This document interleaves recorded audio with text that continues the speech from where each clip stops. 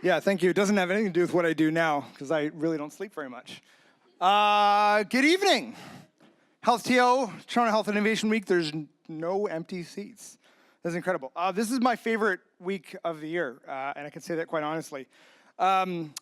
Previous two presenters, my colleagues, talked about the future. I'm going to talk a little bit about the past, but reflecting upon the past and thinking about the way the future is actually going. So the company is MedStack. And we're a little bit different than some other companies because we're actually in the business of helping all of you be successful. That's actually what we care about. Not our first time here.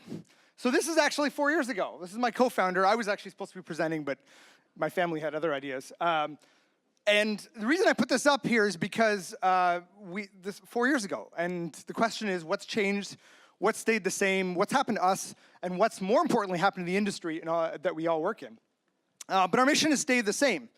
So we are a company that is accelerating the pace of digital innovation in healthcare by way of cloud technologies, and therefore encouraging more entrepreneurs to choose this field as a field of focus so that we can make the world a better place for all the reasons that I think, for example, Zach illustrated so eloquently.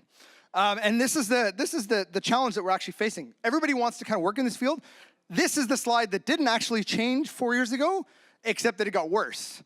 In every hospital CIO's list, in their list of concerns, security remains at the top of the list. The fines for HIPAA compliance violations in the past 2 years have dwarfed everything in the past 10 years put together. We're introducing all of this innovation, but our first responsibility is to care for our patients, which means care for the data about the patients. So how do we introduce innovation when this becomes a constant challenge and is a perceived barrier to innovation? That clock is really daunting.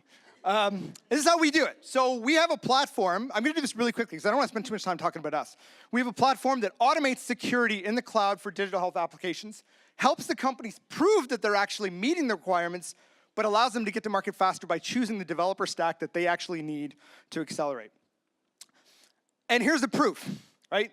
So this is the thing that really, really encourages me. If you take venture investment as a proxy, in the first, about 60% of 2018, the amount of money raised by digital health startups dwarfed all of 2017 put together. We all know this is the field we have, as entrepreneurs, have a responsibility to work in, and the community is recognizing it.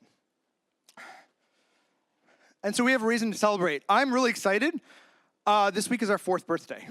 So we have a ton of reasons to celebrate. Thank you very much. And no birthday party would be complete without loot bags, so I'll get to this in a second. So this has been a week of celebration for us. It's celebration of our community, celebration of the amazing things we're doing. The stuff that was introduced by Dan and Zach and the others this morning is really exciting to me. We got some amazing news happening with our company. Aman joined our company an hour ago, so there's tons of stuff happening that I would like to celebrate with you. And this is our journey of the past 4 years. And it's amazing because 4 years feels like a long time, but it also feels like a blink in the eye. But our story has been the same. Ever since the first day, we said we have to accelerate the pace of digital innovation. And I never again want to hear anybody say, I was a patient in a hospital. It was a sucky experience. I want to change healthcare. I'm an entrepreneur, but I didn't do it because it's too hard. That's actually what we're trying to change with MedStack. So here's what we've learned in the past 4 years. First of all, if you're an entrepreneur, believe in your mission first. Everybody will try to give you input on your mission. Nobody understands your business more than you do. Stand beside the expertise you're bringing to the table for the same reason.